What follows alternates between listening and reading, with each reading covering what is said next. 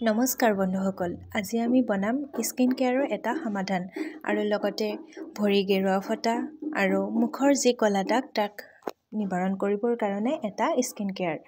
তাৰ বাবে লাগিব আমাক গ্লাইচিন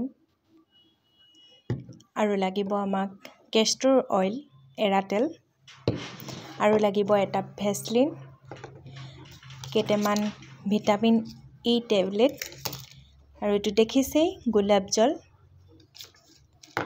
আৰু এটা এলোভেৰা। গ্ৰেনটো বনাবলৈ আমি এটা সৰু টেমা লৈ লৈছোঁ। প্ৰথম ল'ম আমি ইয়াত ভেসলিন এচামুচ,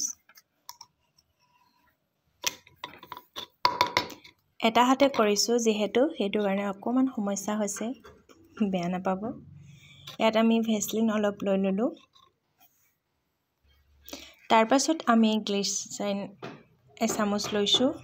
আপোনালোকে নিজৰ জোখৰ অনুযায়ী 2 চামুচ 3 চামুচ যি ল'ব ইচ্ছা। মই অকণমান বনাইছোঁ যিহেতু সেইটো কাৰণে এচামুচ লৈছোঁ। তাৰ পাছত লৈছোঁ গোলাপ জল এচামুচ।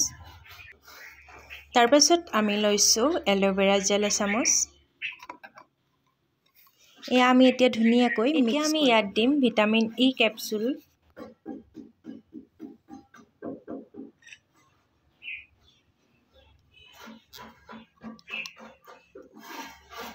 এতিয়া আমি লাষ্ট ইনগ্ৰেডিয়েণ্ট দিম কেষ্টৰ অইল।